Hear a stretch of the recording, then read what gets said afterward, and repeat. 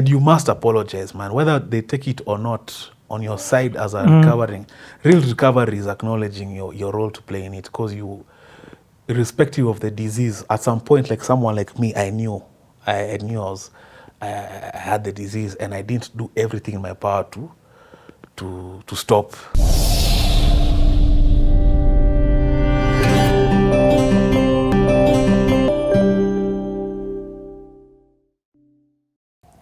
Yeah, so at some point, Ricky organized me some opportunity. It requires some travel. I had to go to Malaysia for a bit. And despite 2 years under my belt, gym, all this thing, I go and I fumble because of exciters. I got too excited, man. So just before I went, I had a relapse, as you can guess. Yeah. By now, you've kind of gotten the MO of how this thing has gone for me. So I went, I barely put it together until I couldn't, so I had to come back. And by this time, of course, there's no family in the picture except my bro up and Apale. But because Ricky and my bro are bros also because of me. Yeah. Of course, Ricky's not going to pay for me rehab. We're bros, but yeah, I'm not paying for you rehab, you guys. Again, and that's why I say only family. So my bro. So you come back? Yeah, I come back. My brother now takes me direct from the airport. I go to a facility in Limuru. When I say facility, I'm just using a fancy word. It's just because I don't like that word. But you don't like what word? Rehab? Yeah. And this is your 7th time? Or are we in 8th? Now I'm even lost count. The last time. I mean, put Okay, that okay. It's the last one till to date. So, what year is this? This is, I'm turning 3 June 5th. I'm entering my 4th year. So 3 June 5th, my mom's birthday, I turned 3. Oh, 3 years sober. Yeah. Okay. And 5th, that her birthday is when I was taken from the airport. So you already have clothes. So I was trying to, let me pass by, pick some stuff. Obviously, I wanted to continue the bender. I was not done. My brother's like, bro. So we went. By the time I was in there, I tried Jiteteng, and then the director there just asked me, what day is it? I didn't know the day. Wow. I didn't know the day. And no, for even you just accept, like, I didn't know the day. And I remember it hit me like, you guys, you don't know what day it is. That's how far left you've gone. So, I told you there's tears. Yeah.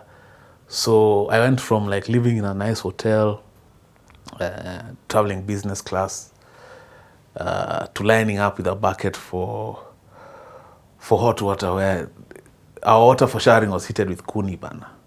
Yeah. Wow. Limuru is cold as hell. Me had packed for summer Malaysia. No one cares, man. No one cares. No one's bringing you a jacket, okay? What do you mean? This is your how many go? Now you're on your own, kabisa. I forgot to mention. So during my recovery process, before I had this last one, I met my wife, girlfriend at the time now. She sees me through the whole process with her shoestring budget as a aspiring lawyer at the time. She's now an advocate. She made trips to Limuru to come see me through all that, through my 3 months there. What? Yeah. Another 3 months? Yeah. Dude, your life you've spent over 2 years in. Clean. But now this time, because of the near-deathness of what happened to Ukomaju, I was shook in a different way. I got scared in a different way. You guy almost died. I saw the inside of an ambulance. Those are things, ironically, you hear an ambulance passing by. Yeah. Those are things you hear or you... Have you been in an ambulance? Who's been in an ambulance, you guy? Like, and it's because of because of booze. I think also God's timing, because I was just done. I was done. You were done with life, or you're done with the booze? With the booze.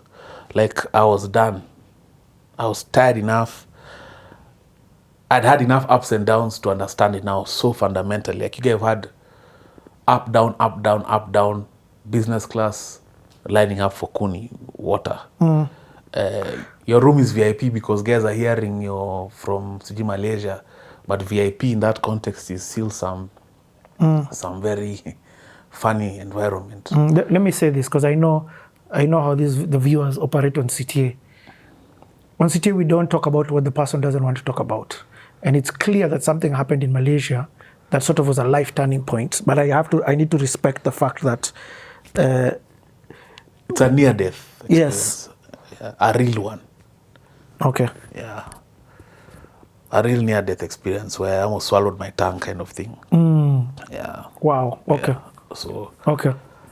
when I came to and I processed all of it now, when I've come to, I've been asked what days it, I've now entered, I've been checked in, what, a few days passed, I've gone through my withdrawals, I've settled in, it's cold as hell, I've gotten into the system, I'm trying to play it all back, and I'm like, you get 2 years just went like that, just like that, because that decision you made up on your quick mat. Yeah. Wow. I remember I walked up and down some parking lot with a boti in the car and a Sprite, just thinking, you know, this might potentially change your trajectory. This might change. No, but this time, what you'll do, you'll just do it a bit different. Just kunywa a bit. This time you'll kind of figure it out. This is now before you go to Malaysia. Yeah. You've just bought a boti from Quickmart. Yeah. Now the relapse. I had a conversation with myself, almost an hour, mulling back and forth, sitting in the car, getting out, walking up and down, thinking, can I maneuver this one? Can I outmaneuver this one? And bro, when I tell you, I chappered that drink and I ended up barely traveling. Like I barely made it by the time, and this is like 2.5 weeks later now when my flight was. Barely. I just couldn't deal with the idea of missing the flight altogether. That one. So let me just make it to the starting line. Whatever happens, happens. Almost went and died. So now all of these things are playing back. I'm playing back the losses. I'm playing back the lost opportunities. I'm so tired. I'm like... You're not talking to your parents? I'm not talking to anyone. My brother dropped me and that was it. My wife, of course, now she's coming periodically. Like once, in a 3 months, 3.5 months stint, she came 3 times. So it's not that it's Limuru, it's far. Yeah.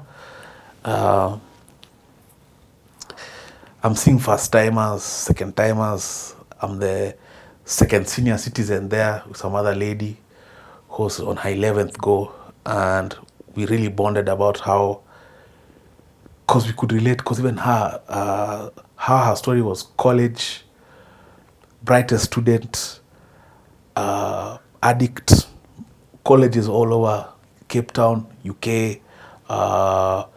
She speaks fluent French because she was she's half Tanzanian, no, a third Tanzanian, Burundian, and Kenyan. Like this sober version of this person, you can't imagine what she's doing in a place like that. You know, like you get that potential thing. But now she was a few years older. She was like 2 years older. So we're just there bonding about how we've lost it all. We can't say 15 years what we've done.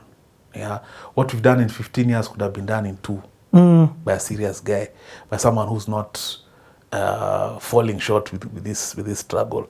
And the common denominator is this thing. There's nothing else. It's not laziness. It's not ability. It's not goodwill from people who supported you through this process.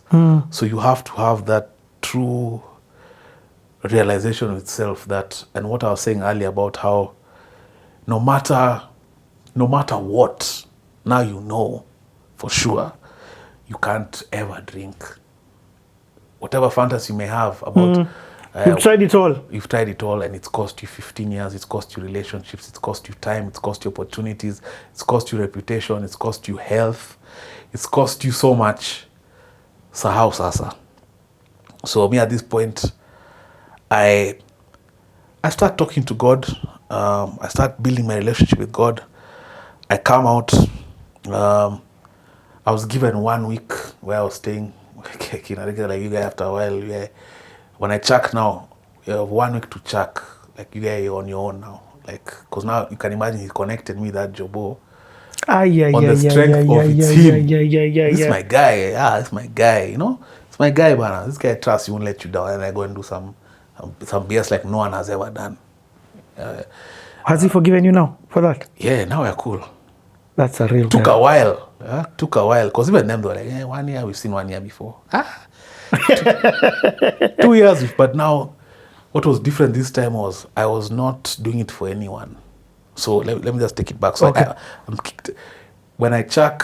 So you go, you leave rehab in Limuru. Yeah. You go back to Ricky's. Ricky tells you have a 1 week here. 1 week. Get out. Ricare. I don't even try call anyone in terms of Ati. It's me, my shorty, and I don't have any some lady called, I won't say her name, but she knows my story. She's heard through the grape what happened. She's working at a school in Wilson. She's like, yo, can you teach? I'm like, hell yeah, I can teach. I can do anything. And I don't have means. I'll teach. I've now taught before, but I know how to teach. I know the content. Yes. So a day after I'm kicked out, no, in the course of that week when I'm supposed to leave, I'm told to report to that place where I was working before I go. And the lady who called me and her boss, now the owner of that place, are really tight. And I just lay myself bare, like, this is where I'm at. You've heard through the grape what happened. Yeah, this is where I'm at. Like, do you have a place to stay? No. Like, my husband has the family has abandoned apartment hapo Delamere, where Jibambe nayo. Like, abandoned, maybe someone has not lived there maybe 6-7 years. So you can imagine what that's like. I think I owned a bed. I owned a bed and a few of my things, my two belongings. So me and my current wife, not that I've ever had a wife before, but me and my wife now, because we figured it out. We moved there, and for 2.5 years, that's where I operated from. I was teaching. Teaching doesn't attract much of a salary. So there are times I was walking from Delamere to Wilson. What? You know Delamere, right? No, where is it? Opposite Integrity Center. I'm walking, but I'm so convicted. I'm on this up and up. I have my ride or die. We're doing life. Delamere to Wilson. Yeah. Bro. Up Valley Road. Down past Daystar, past Mbagathi. Yeah. Do you know that walk to me even right now when I think about it, it's not even a far walk. It's not even a big deal. And at some point I even managed to convince myself that it's exercise. And not brokenness. One of my because I was teaching ground school theory, yeah. But I'm teaching guys so there's private pilot license, there's dispatch. Dispatch is ground operations. The content is similar. So there are times I'd JAV, I'd take a bus 20 bob to town from Afia. So the time with all my eloquence, all my experience, my students can say, hey, this guy has, but it doesn't add up. Why are you teaching us then? You get flown, you know all this stuff. You sound like you've been in the game. Why are you teaching us? This math is not math. Obviously, they don't know. But I remember once I was in town, and because I'm told I have to sit in front in the JAV, yeah? And my student comes and sits next. Yeah, me, I've been selling this aviation dream on this other side. I'm javing, you guy, and I can't even pay for him his fare. Okay. I can't afford to like split that 50 for you, Yes. guy. You know, the least you could do as your instructor is, you guy, I choma for you the 50 bar, guy. I don't have it to choma. In fact, you're begging, he'll pay for you. And for 2 years, man, God put me there for a very good reason. I learned so much about myself, about hard work, consistency, not having any dependency on anyone in any way, all around in a real way. Sometimes you just need to be cut off. If you feel a guy, but where will he let him? Where will they? At some point, let them. But what if? Let them. Yeah. So. At those 2 years, have you talked to your parents? Somewhere like by towards the end of the first year, we start talking. We start communicating. Before that was my grandma's memorial. So my grandma passed at some point when I was in a very big part of my story, but it's too late to bring it up. So her memorial was a first encounter. And I remember my wife telling me, that was like now my 4th month, 5th month. It's like, you're independent, we're independent, we're doing our thing. You go over there with your head high. Just hold your head high, man. Ni mambo ya what people feel. She really encouraged me in terms of don't go there and be like, hi again, I'm sorry. Yes. Because also family can also, in a toxic yes. can really feed into that energy where you're on this constant apology to her for the rest of your life for things you did in the past. And it's a catch-22 because you've corsared them in such a grand way. But does that stop your life from moving at some point? Yeah. So you have to balance the humility part and the nyenyekeing part also. So hold your head high respectfully. Don't be cocky. don't have bravado, especially in the early days. Just so I go for memorial, we touch basic and say, this guy is healthy. This guy has not asked us for anything for 5 months. He's healthy as a shorty. Shorty is decent. Hey, so how? I think she's a lawyer. My dad's a lawyer. So like, hey, you bagged a lawyer in the midst of your madness.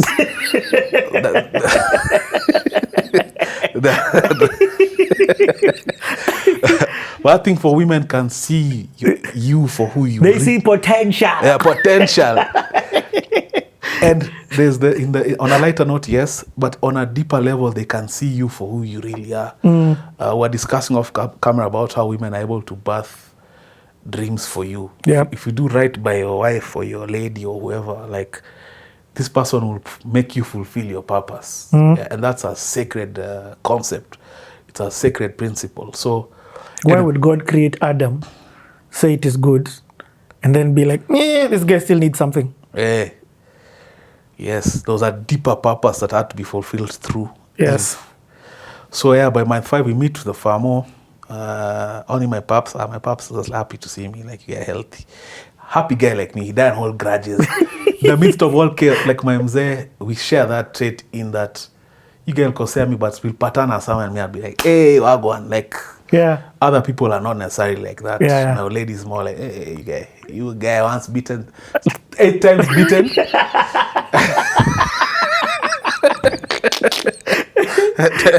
8 times shy. You know what I was saying here behind the scenes, but Hobby, you went to rehab 8 times. That's a whole primary education. It's funny, but it's not funny. And another thing about those, if you feel you've either found yourself at the point and you're feeling like, you guy can't go to rehab because of the stigma, you guy, it's not for nothing. Even if you go and you don't make it the first time, like you relapse, there's so much you learned in every level of that process. There's, if you have the willingness, if you're actually trying. Yeah, if you're that courage kind of person, there's nothing you're learning. You learn harder lessons, yeah. But so after that first encounter, somewhere by like month 7, I tried AA again.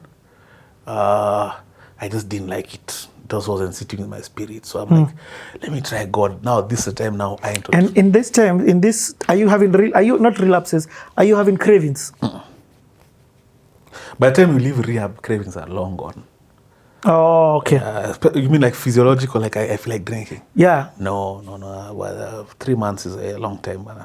Okay. You've denied access. But actually 2 weeks inside there, physical cravings are gone. You maybe have some thoughts, but I was done. Like I was done. And now I find God in a real way. I start seeking God with the same zeal I sought my workout when I lost weight, my flying when I was serious about it.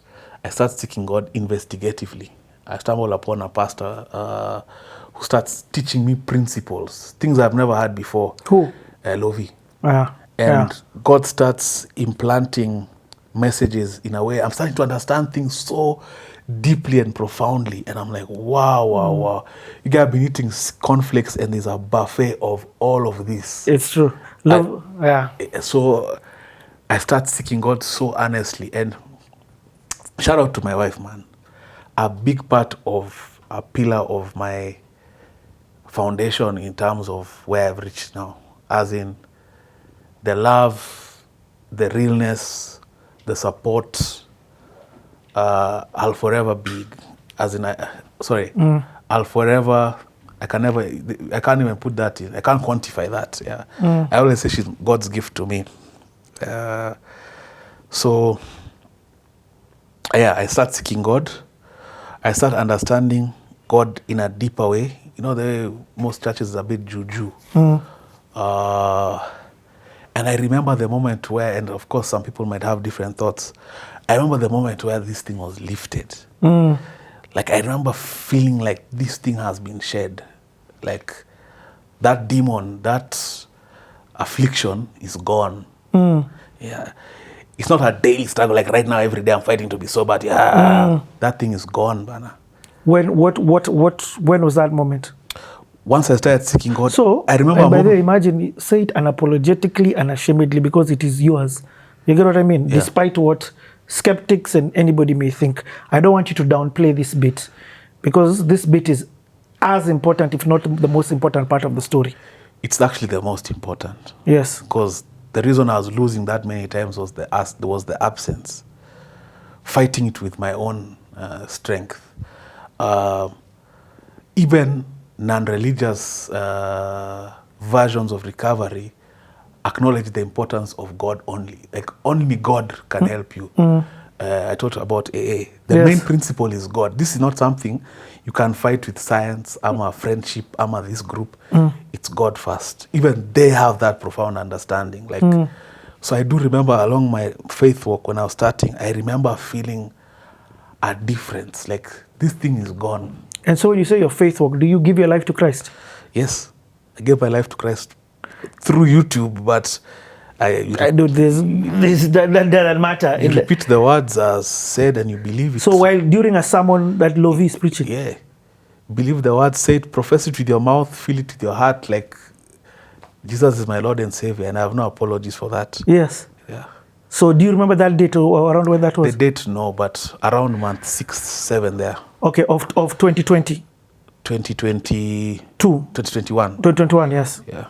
So now is when now. So, and do you feel that, and that time the burden is not lifted off. It's just that you've given your life to Christ.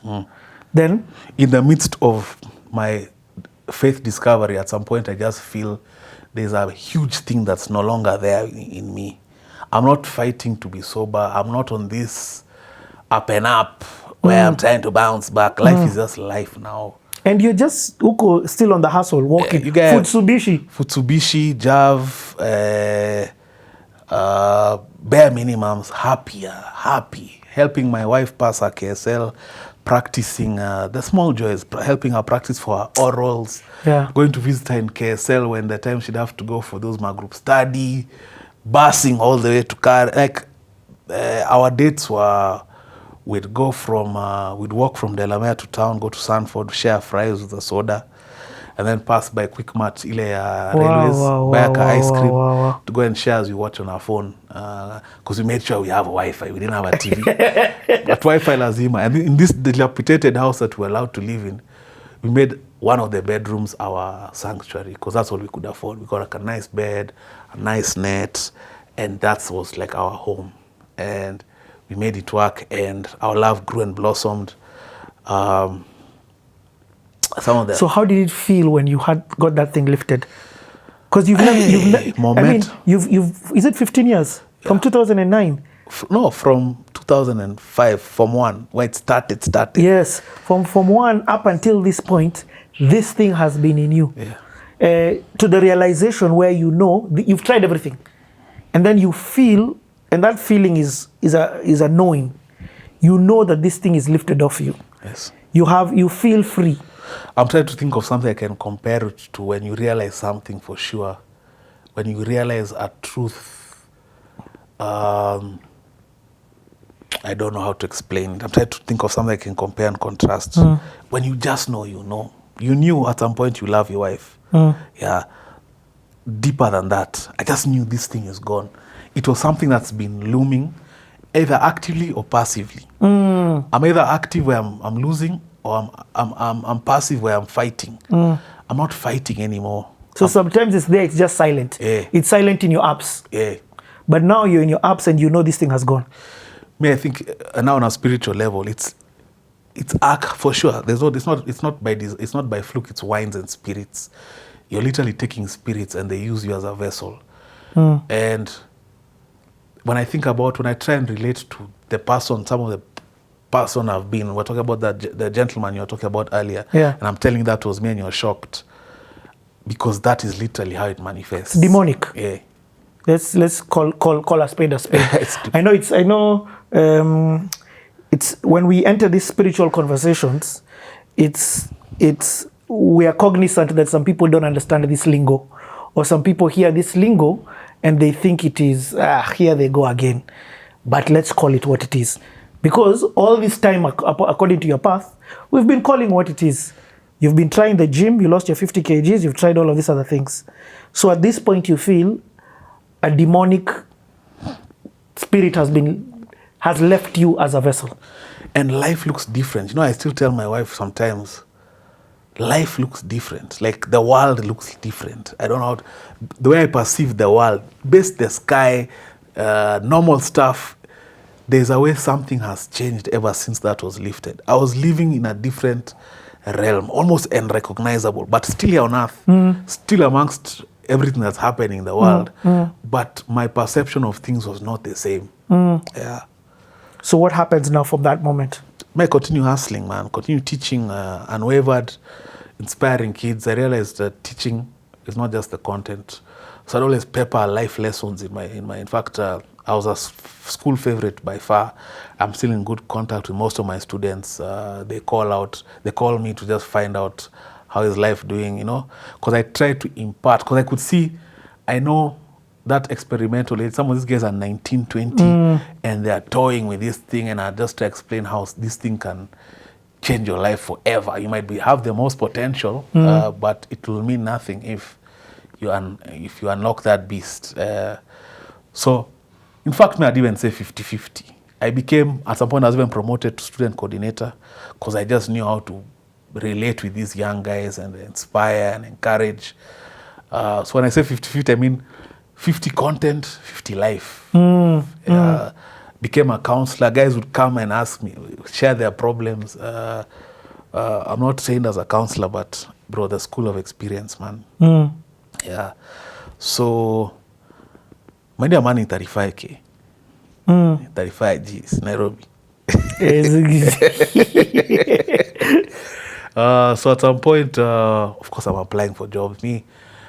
There's a place in Wilson called the Naked Mile, from the entrance all the way to the end, where, in terms of how long I've been in the game, I have no business being there on foot. So I'm walking, guys are passing me in their beamers. And these are guys you were in school with? Guys, some were behind me, some were ahead, some, obviously, the grapevine, bro. Especially Wilson, the grapevine. Guys, most guys have an idea where I'm going with this guy. But head high, unwavered, as in peaceful. Where are you going? I'm going to go teach. Okay, Kosalama.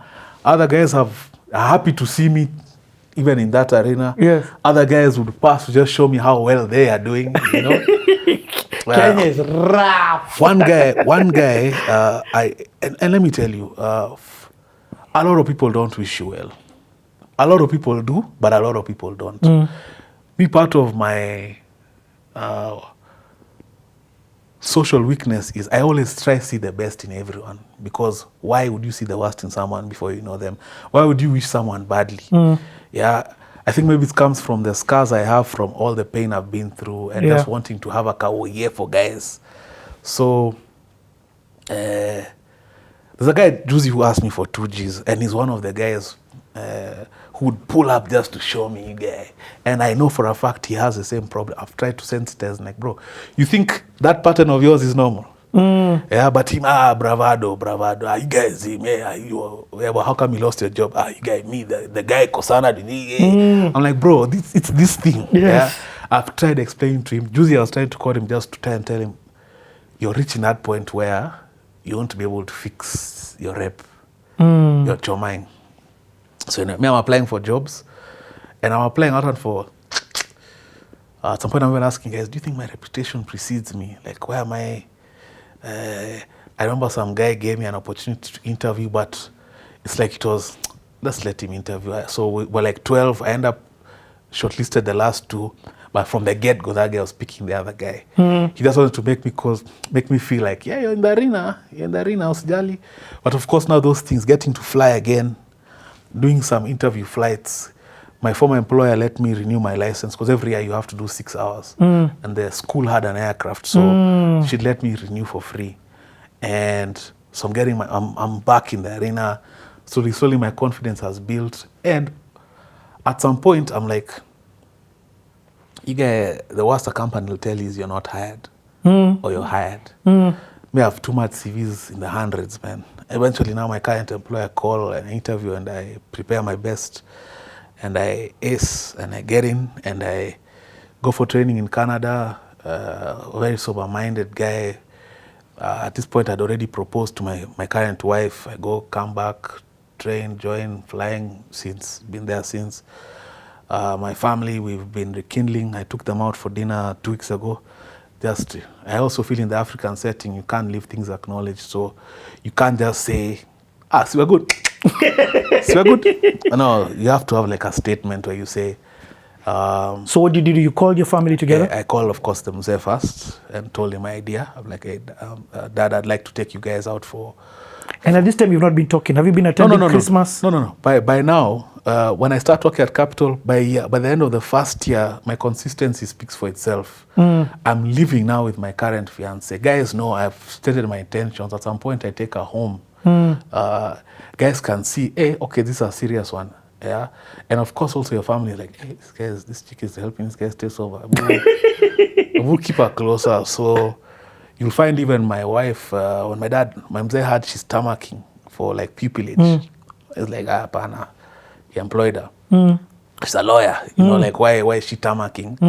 Because I really didn't want to ask. I even, before he knew her, I made her go and ask for a job without saying who she is. Because I didn't want favors. I was done with favors. One of my uncles was a senior guy in aviation, so I'm meeting him I'm being sent for these safety conferences to represent my employer then.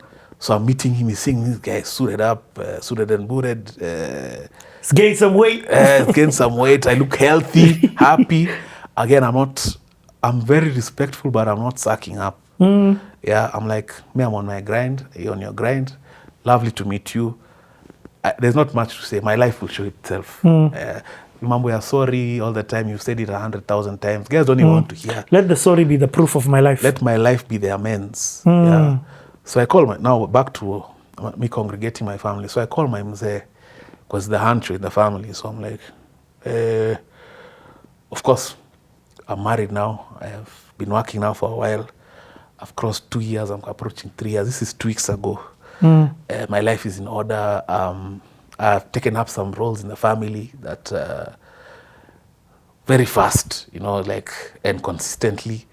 So I have some ability to even reach out and tell him, hey, I'd like to gather mom, dad, my bros to say 1 or 2 things. Okay, I was like, I love it. So let's do this, man. So I set it up. We meet. Of course, my mzee knows the general agenda. Yeah. So at some point, it's vibes, nini. Then, of course, I make a statement. I apologize for all the tough times. And you must apologize, man. Whether they take it or not, on your side as a recovering, real recovery is acknowledging your role to play in it. Because you, irrespective of the disease, at some point, like someone like me, I knew I had the disease, and I didn't do everything in my power to stop. Yeah, once you know, you have that responsibility. So it's up to you. Yeah, it's up to you, the addict. It's not up to your family. It's not up to your support system. It's you first to make sure that you protect yourself by all means necessary from ever taking that first one. Yeah, that's the responsibility.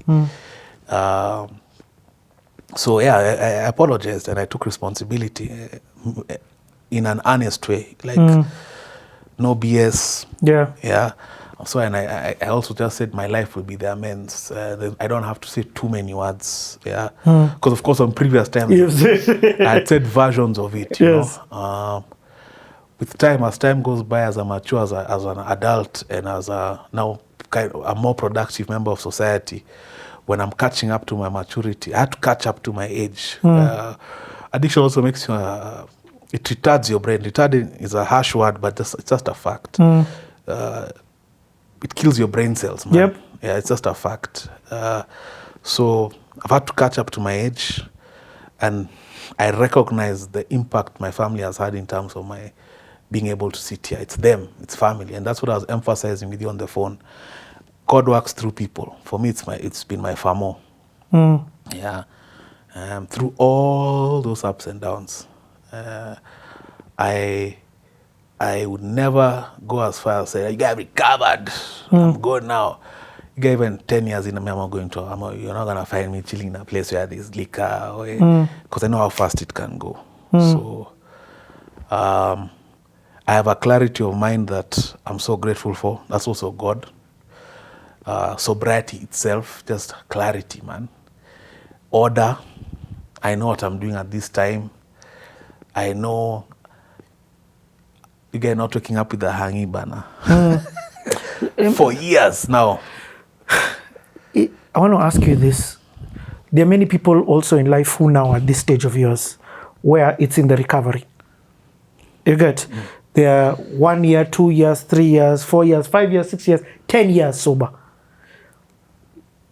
We've been speaking a lot to what would you say to those people? So, AKA, what am I saying to yourself? What happens, for example, very tough question, but people may be watching this and thinking, yeah, you're saying that because you've talked about rehab 8 times. We're waiting for 9.